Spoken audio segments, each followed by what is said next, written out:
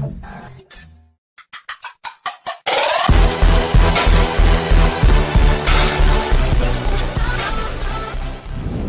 ¿qué tal? Muy buenas tardes, me presento, mi nombre es Miguel Ángel Regalado García, estudiante de la carrera de Medicina de segundo año, y el día de hoy yo les vengo a hablar sobre el tema de Salmonella, el cual va a estar integrado a la materia de microbiología y su laboratorio impartido por la doctora Carolina Valles.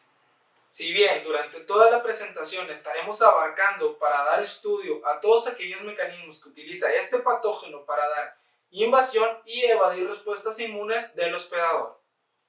Antes que nada, hablaremos sobre que este va a ser un patógeno con historia. ¿Pero por qué lo mencionamos de esta manera? Pues por el simple hecho que de tiempos muy antiguos, como lo es de época de Hipócrates, se tenía y prevalecían enfermedades las cuales hoy conocemos como fiebre tifoidea, por ejemplo, pero no fue sino hasta 1659 cuando el investigador Thomas Willis de Wiltshire realizó la primera descripción del mismo. Si bien en tiempos modernos este va a ser un patógeno causal de múltiples epidemias a lo largo de todo el globo terráqueo, será por su fácil propagación, dado que este va a tener un mecanismo de transmisión orofecal. Todo este tipo de propagación se va a dar más comúnmente en lo que son ciudades y campos de batalla. Como ya lo mencionamos, su transmisión va a ser orofecal debido al hecho de que se transmite por el consumo de alimentos contaminados y aguas contaminadas. Hablando un poco de esto, hay que mencionar y hacer énfasis que el hábitat natural de este microorganismo van a ser suelos, heces fecales, aguas residuales y lo que vienen siendo alimentos contaminados de origen animal. Parte importante de la historia de este microorganismo se destaca que a principios del siglo XIX se comenzó a dar estudio a todos aquellos pacientes que tenían en relación un fallecimiento post un proceso febril, en donde se comenzó a observar y a estudiar que estos tenían lesiones en lo que vienen siendo las placas de Peyer y un alargamiento de lo que vienen siendo todos los nódulos linfáticos que se encuentran en el mesenterio. A esto se le comenzó a denominar como fiebres mucosas. El género Salmonella va a recibir su nombre por el investigador en jefe David Salmon, pero no fue sino realmente Theobald Smith, un bacteriólogo, quien descubrió y realizó la primera descripción del mismo. Ahora bien, un dato curioso respecto a nuestro patógeno va a ser que fuera de un hospedador, este va a continuar con su capacidad infecciosa por un largo periodo de tiempo. ¿Por qué? Porque está comprobado que en lo que vienen siendo los suelos, continúa con su capacidad infecciosa por años, siendo en aguas por semanas. Tendremos la presentación de que este va a ser un microorganismo generador de ácidos y gases debido a que este va a fermentar lo que es glucosa y manosa, pero sabemos que no va a fermentar lo que son sacarosa ni lactosa. Entrando de lleno en lo que vienen siendo las generalidades del patógeno, observaremos que Salmonella va a ser un patógeno gram negativo, no va a estar esporulado, va a ser un bacilo de corta longitud, pero esta siempre puede variar. Observaremos también que va a ser catalasa positivo, oxidasa negativo, y además de todo esto vamos a ver que es un anaerobio facultativo. Se observa que Salmonella tiene la producción y la capacidad de ciertos antígenos para poder colonizar e invadir las células, como ya lo habíamos comentado. Observaremos que los más importantes destacan el antígeno O, el cual van a ser todos aquellos pilis que recubren a Salmonella y le proporcionan su capacidad de adhesión a lo que vienen siendo las células M de la mucosa. Se observa también que contiene lo que es el antígeno H. Este va a ser simplemente el que le va a otorgar a Salmonella la movilidad, formando su flagelo peritricoso. Dentro de este grupo de antígenos observaremos que el más importante va a ser la cápsula B. ¿Pero por qué va a ser la cápsula B la más importante? Porque le otorga al patógeno la capacidad de evadir las respuestas inmunes, como la viene siendo la de los macrófagos. Pero para hablar de ello, hay que recordar que a inicios de la presentación se mencionó muy claramente que esta va a tener una transmisión orofecal. Por tanto, Salmonella va a invadir todo lo que es el tracto gastrointestinal, llegando a lo que son las células M del epitelio. Es aquí donde entra la cápsula B, al tener como capacidad la de ser un quimioatrayente para ciertos anticuerpos.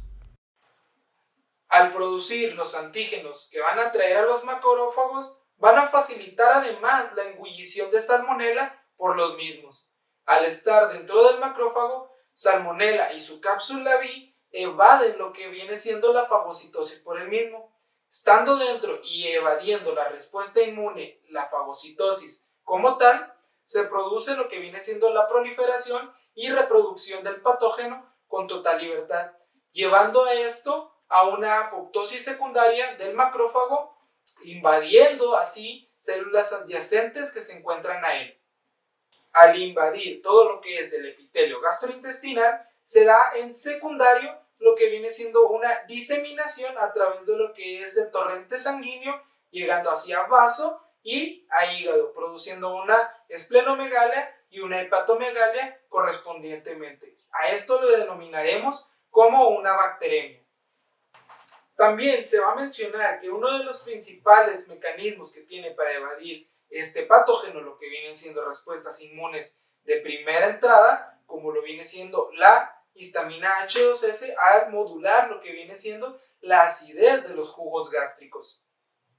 Siendo todo esto una suma de lo que le va a permitir a nuestro patógeno lo que viene siendo la invasión, colonización y proliferación dentro de su hospedador. Cambiando un poco la temática de la exposición, mencionaremos la clasificación de Salmonella, en donde les explicaré cómo se da la misma.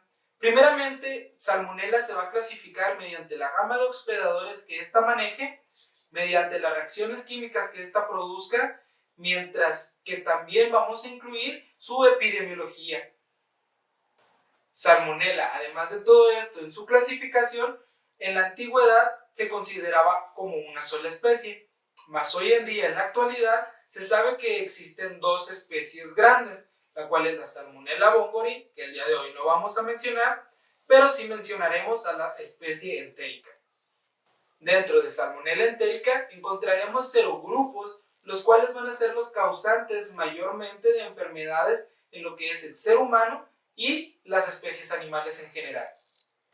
Dentro de estos serogrupos, en Salmonella entérica destacan Salmonella entérica subespecie entérica, Salmonella entérica subespecie Watanae, Salmonella entérica subespecie Arizonae, Salmonella entérica diarizonae, Salmonella diarizonae y Salmonella entérica subespecie indica. De todos estos serotipos, el más importante entra lo que viene siendo Salmonella especie entérica, subespecie entérica o subespecie 1, siendo la nomenclatura aceptada para esta como Salmonella typhimurium. Estos serotipos utilizarán como reservorio de elección lo que vienen siendo ganado vacuno, pollos y gallinas, cerdos y mascotas comunes en el hogar para poder llegar a lo que es una transmisión hacia el ser humano. De estos reservorios, el que se considera un poco más de cuidado viene siendo el consumo del huevo. Pero esto se da debido a que cuando un huevo envejece, pierde su capacidad férrica, por lo tanto mueren las lisocimas capaces de detener la proliferación dentro del mismo de lo que es de Salmonella. Por tanto, es muy aconsejable el consumo de huevo fresco para evitar todo este tipo de contaminaciones por patógenos oportunistas. Posterior a haber mencionado una parte de la fisiología muy importante y su mecanismo de transmisión, hay que destacar todos aquellos cuadros clínicos que Salmonella puede manifestar o presentar. Entre los más importantes mencionaremos que se encuentra lo que es fiebre tifoidea, seguido de importancia en una bacteremia y por finalizado lo que es una enterocolitis. A pesar de esto, la enterocolitis será el cuadro clínico más frecuente que produce una salmonelosis. Sus manifestaciones clínicas abarcan desde cefaleas, mareos, vómitos, pero la característica inicial de este va a ser que va a tener hemocultivos negativos, pero copros positivos. Posterior a lo que viene siendo una colonización inicial, se continúa con una diseminación a través del torrente sanguíneo hasta llegar a una esplenomegalia y una hepatomegalia, pero sin dejar de lado que también puede haber infección hacia otras estructuras como lo son las meninges. Continuando con ello, hay que mencionar, y muy importante, que la salmonelosis o la salmonela va a causar una fiebre muy exponencial dentro de lo que es el hospedador debido a su endotoxina 6, la cual desencadena el proceso febril. Por último, tendremos lo que viene siendo la fiebre tifoidea, la cual es la causa más grave o la afección más grave causada o producida por lo que viene siendo salmonela. Pero ¿por qué se considera a fiebre tifoidea como la causa más grave o más agravada de lo que viene siendo una salmonelosis? Pues viene siendo porque son fiebres muy exacerbadas, donde son cíclicas, hay presencia de delirios y convulsiones. Se denomina fiebre tifoidea por el griego tifus, que en la antigüedad se utilizaba para describir procesos febriles que causaban delirios y malestar general a los pacientes. A todo esto se le denominaba entonces como neblina. Llegando a un proceso de identificación acerca del patógeno, tenemos dos pruebas o cultivos muy específicos para el mismo, como lo son el hemocultivo y lo que es un cultivo de médula ósea. Las características de cada uno hay que destacarlas. Por ejemplo, por una parte el hemocultivo tenemos que es de muy fácil acceso y no causa ningún trauma hacia lo que es el paciente, pero su sensibilidad es muy pobre, al tener solamente del 70 al 90%. Más sin embargo, lo que viene siendo un cultivo de médula ósea nos da una sensibilidad del 90 al 100%, siendo este aún así el de última elección al ser muy traumático para el paciente y además es un proceso muy delicado al obtenerlo. Continuando con una detección adecuada para el diagnóstico de salmonela, se realizan lo que conocemos como reacciones febriles o mecanismos de detección por aglutinación de Widal, donde mediante la detección de los anticuerpos específicos hacia los antígenos producidos, que son el OH o la cápsula B, en el suero de los pacientes, se identifica lo que viene siendo el patógeno. Mas, sin embargo, la contraindicación en este es que en zonas endémicas va a ser muy pobre el resultado que nos va a arrojar. Al estar los pobladores en un contacto tan cercano y tan frecuente con lo que viene siendo el microorganismo, resulta difícil el diferenciar de una persona ya inmunizada a una que cursa por primera vez la infección. El tratamiento de elección hacia lo que viene siendo el patógeno de salmonela se considera que es ampicilina de 50 miligramos por kilogramo del paciente, ya sea en vía intramuscular o vía intravenosa. De segunda elección tendremos siempre lo que se considera como el cloranfenicol, también al 50 miligramos por kilogramo, pero este va a ser vía oral. Otra elección y de segunda opción que tenemos para este tratamiento va a ser el trimethoprim con sulfametoxazol de 10 miligramos y 50 miligramos correspondientemente, ya sea vía intravenoso o vía oral. Como mecanismos de prevención simplemente tenemos algo muy sencillo: la limpieza e higiene de los alimentos, desinfección de los mismos a la hora de consumirlos para evitar así la introducción del patógeno hacia el interior del cuerpo.